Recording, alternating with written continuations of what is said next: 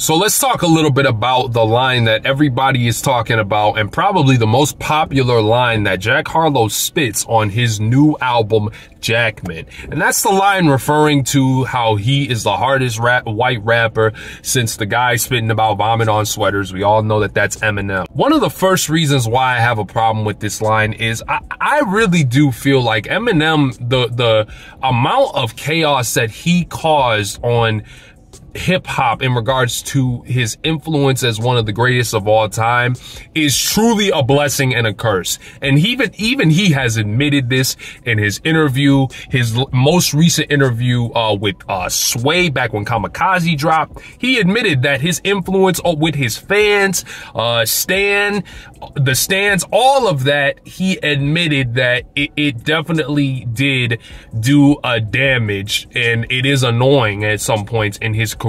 Eminem did such a great job with setting the blueprint on how to identify as a unique, in your own lane characterization of a sincere rapper identity-wise. Rappers like Jack Harlow, let's throw in maybe Macklemore, let's throw in some of the white rappers feel like they need to come on the mic and they need to re-announce how they are gonna be one of the greatest of all time ever since Eminem. It's always, oh, Eminem was this, and I understand that he was that. Goated. Let's go. I'm the best one to do it because Eminem would approve. It's not only white rappers that do this. Rappers always feel the need to have to address that GOAT and make that comparison in regards to the influence that they had and how they are going to be better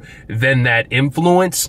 When really, I think it's one of the key sins of hip hop is you're not focusing on your individuality. You keep talking about the GOAT and what he did and how you are better than that person because, or just as good as that person, which is a flaw. It is a flaw. It's not good to keep on doing this. When you keep on fixating about the GOAT and keep on trying to have to put him in your bars and constantly remind the masses that are obviously maybe a huge, big white demographic listening to you, wanting you to meet those expectations, it's kind of comes off as very, very desperate. I just feel like ever since Eminem came into the game and did what he did, hip hop has evolved. Hip hop has changed dramatically.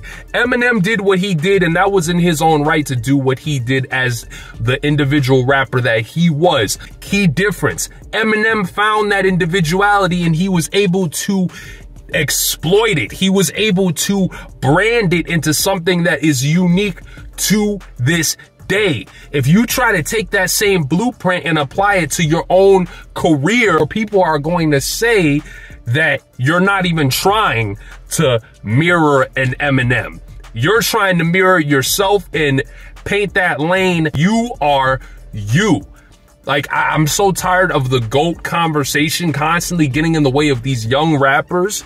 They're intellect when it comes down to their writing and their bars. If Jack Harlow would have focused a little bit more on finding, like I said, that identity and really expanding that out, he was close on this album. But I just feel like this is a situation where everybody feels like they have to do that. You don't have to come into the game and exploit that GOAT talk to the point where now you look at your audience that's listening to you thinking that, oh, they're going to want to hear me. They're going to want to hear me compare myself to M because it's obvious I'm white, or they're going to want to hear me compare myself to Wayne because it's obvious I got dreads. It's obvious I sip lean. Like, it doesn't have to be that way. I hope that young rappers can, coming up, you know, Jack Harlow included and all these other rappers who are out and may have done the same thing. I hope they can understand that. It's a problem if you do that.